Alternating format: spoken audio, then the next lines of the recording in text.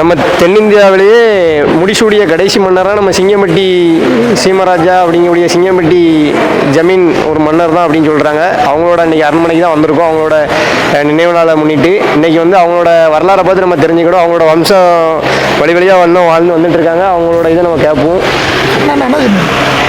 இந்த ஜமீன் வந்து தோன்றி 1000 வருஷம் ஆச்சு.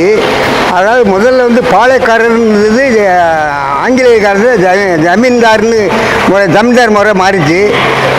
வந்து இப்போ காலேஜ் மகாராஜா வந்து 32வது தலைமுறை.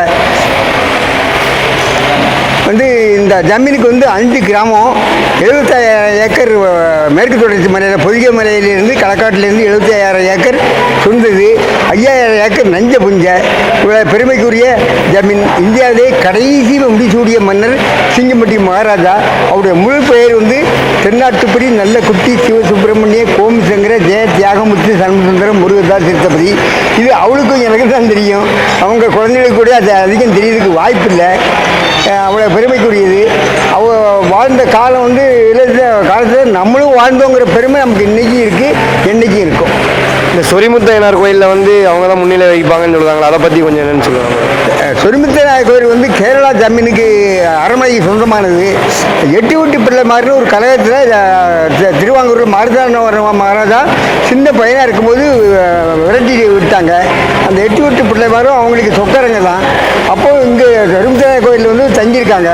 தங்கியிருக்கும்போது இப்போ மாட்டு வண்டி இங்கேருந்து பண்டமாற்று, கேரளாவுக்கு மாட்டு வண்டியில் சரக்கு போகிறதும் அங்கேருந்து வர்றதும் பண்டமாற்று முறை. அப்போ தங்கியிருக்கும் போது இங்கே பக்கத்தில் யாராவது இருக்காங்களான்னு விசாரிக்கும் போது சிங்கம்பட்டி ஜமீன்தார் இருக்காரு அப்படின்னு கேட்டிருக்காங்க. அப்போ ஜமீன்தார் இருந்தால் எங்களுக்கு உதவி செய்வாங்களா, நாங்கள் இன்னாருன்னு. அப்போது சிவகங்கை மகாராஜா இங்கே வந்தாங்களா இல்லை இவங்க அங்கே போனாங்களா சொல்ல செஞ்சுருவேன். அப்போது உதவி கேட்டிருக்காங்க. அப்போ 300 குதிரைப்படை போய் நம்ம காயங்குளத்தில் 3 நாள் சண்டை போட்டிருக்கு. அந்த 8 வீட்டு பிள்ளை மாதிரி கம்ப்ளீட்டாக கருவறுத்து ராஜாவுக்கு உரிமையாக ராஜாவுக்கு வாங்கி கொடுத்தாங்க. ஆனால் துரதிருஷ்டவசம் அந்த பிரிதிபாலுங்கிற ராஜா சிங்கம்பட்டி ஜமீன்தார் இறந்து போயிட்டாங்க. அப்போது அவங்களுக்கு மரியாதை பண்ணுங்கிறதுக்காண்டி அவங்களுடைய அம்மா உமையம்மை மகாராணி வந்து கூப்பிட்டு உங்களுக்கு என்ன வேணும் மரியாதை பண்ணி உங்களுக்கு கடைசியாக ஏதாவது வேணுன்னா சொல்லுங்க அப்படின்னு இருக்காங்க. அப்போது ஜமீனுக்கு ஆடு மாடு இதெல்லாம் அந்த காலத்தில் ஆடு மாடு தானே சொத்து. அப்போது சுள்ளி குடிக்க காடு வேணும்னு இருக்காங்க.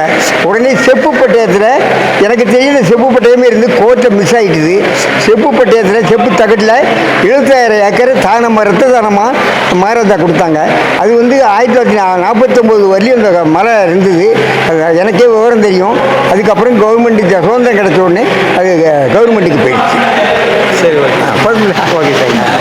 இன்றைக்கும் அவங்க இல்லாட்டாலுமே அவங்களோட நினைவு நாளை முன்னிட்டு இன்றைக்கி நம்ம அண்ணன் இவ்வளோ பேர் எல்லோரும் வந்து மிச்சப்படி எல்லாருக்குமே அன்னதானம் போட்டுட்ருக்காங்க.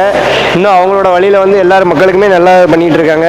நான் 50 வருஷம் அவங்கள்ட்ட பிஏவாக இருக்கிறேன். இவங்க வந்து நம்ம ஜமீனாக இருந்த நம்ம முருகதாஸ் தீர்த்தபதி ஐயாவோட பிஏவாக இருந்தவங்க. இப்போ பேசினவங்க வந்து யாருன்னா அவங்க கூடயே இருந்தவங்க. 50 வருஷமாக அவங்க கூடயே இருந்தவங்க. இன்னமும் நம்ம இப்போ நிற்கக்கூடிய வந்து அந்த அரண்மனையில் தான் நின்று பேசிட்டோம். பேர் வந்து பி கிட்டு. இவங்க நேம் வந்து பி கிட்டு. இவங்க வந்து 50 வருஷமாக நம்ம ஜமீன் கூட இருந்திருக்காங்க. அவங்களோட அனுபவத்தை நம்மகிட்ட இப்போ ஷேர் பண்ணியிருக்காங்க. இன்னமும் இந்த எல்லாருக்குமே அன்னதானம் போடுதாங்க. அந்த நினைவு நாளில் அவங்களோட வீரத்தையும் அவங்க வாழ்ந்த வாழ்க்கையோட வரலாறையும் நம்ம எல்லாருமே நினைவு கூறணும். இதை வந்து என்ன சொல்கிறோம்னா நம்ம பாட புத்தகத்தில் கொண்டு வரணும். கண்டிப்பாக இப்படி ஒரு மன்னர் வாழ்ந்திருக்காரு. நம்ம தென் தமிழ்நாட்டிலேயே கடைசியாக முடிசூடிய ஒரு மன்னர், முடிசூடிய மன்னர் வகையில் வாழ்ந்து வந்தோம் அப்படிங்கிறத தமிழ்நாடு முதலமைச்சராக இருந்தாலும் சரி, இதை கண்டிப்பாக நீங்கள் பாட புத்தகத்தில் கொண்டு வரணும். இதை வச்சு ரீசெண்டாக படம்லாம் எடுத்தாங்க. அது எங்களுக்கு மேட்டர் இல்லை. எங்களுக்கு வந்து நீங்கள் பாட புத்தகத்தில் கொண்டு வந்தீங்கன்னா அதுக்கடுத்த தலைமுறைகள் வரைக்கும் எங்களோட தாத்தாவோட வரலாறை கொண்டு போகிறது தான் எங்களுக்கு பெருமை. இன்னொன்று வந்து திருநெல்வேலி சீமையில் பிறந்தது எங்கள் திருநெல்வேலி மக்கள் எல்லாருக்குமே பெருமை. அதே மாதிரி ஆடி அமாவாசையில் நடக்கக்கூடிய இதில் முன்னிலை வகிக்கக்கூடியது நம்ம தாத்தா முருகதாஸ் தீர்த்தபதி தான். தலைமையே அவங்க தான். இப்போ அவங்க இல்லைனாலும் அந்த இடத்துல அவங்களோட ஃபோட்டோ வச்சுனாலும் அந்த வழிபட்டு இருக்கக்கூடியது நீங்கள் எல்லோரும் இன்ஸ்டாகிராமில் பார்த்துட்ருப்பீங்க. இதே மாதிரி நம்ம எப்போதுமே நம்மளோட தலைமுறைகள் இதை மறக்காமல் அவங்களோட நினைவுகளை போற்றி கொண்டே இருக்கணும்னு தான் நம்ம சொல்ல வந்திருக்கோம். இன்றைக்கி உங்களோட அரண்மனைக்கு தேவர் மக்கள் இயக்கம் தீர்த்தபதி நற்பணி மன்றத்தில் இருந்து நம்ம மாரிபாண்டியனை வந்து நம்ம ஒரு கோரிக்கை வைக்கணும்னு சொல்லியிருக்காங்க தமிழக அரசுக்கு. அது என்னென்னு இப்போ கேட்போம்.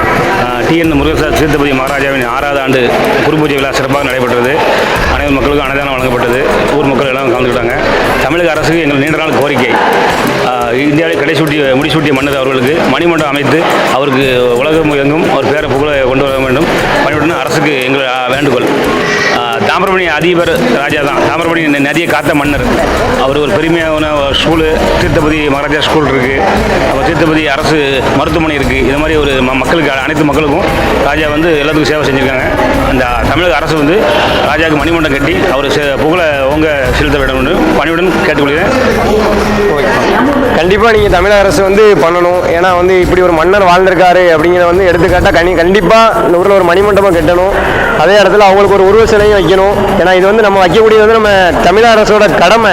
இப்படி ஒரு மன்னர் வாழ்ந்திருக்காதுங்க நீங்கள் புக்கில் படிப்பீங்க. அதெல்லாம் அவங்க இந்த உட்கார்ந்துருக்க தலைமுறைகள் நேரில் பார்த்துருக்காங்க, அவர் வாழ்ந்த வாழ்க்கையை பார்த்துருக்காங்க. கண்டிப்பாக நீங்கள் செய்யணுங்கிறத நம்ம கோரிக்கை வைக்கிறோம். சங்கர தீர்த்தபதி மகாராஜா இப்போ இருக்க ராஜா இருந்தார்ல, அவர் அப்பா. ஆமாம், 1000 வருஷம் ஆச்சு இந்த பில்டிங்கை கட்டி. ஆமாம், ரொம்ப குளிங்க இருக்கும்ல எதிர்காலத்தில். ஆமாம், முதல்ல கட்டின அரண்மனை இதுதான். சின்ன ராஜா செய்ய முடியல. அது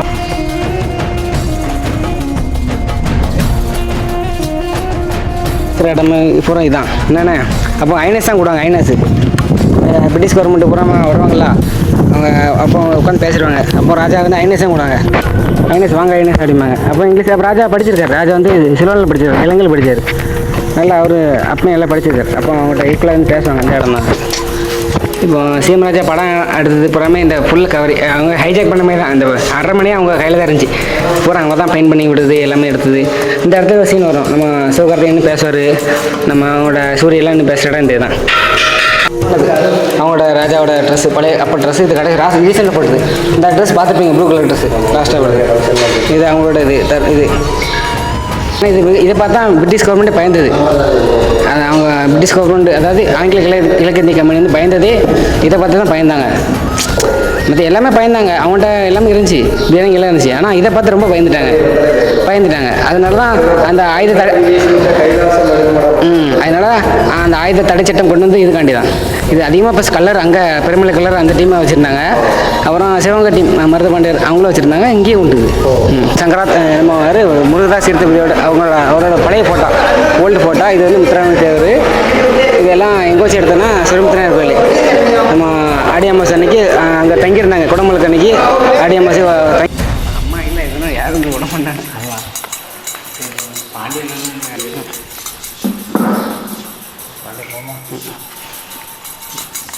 சரி போமா.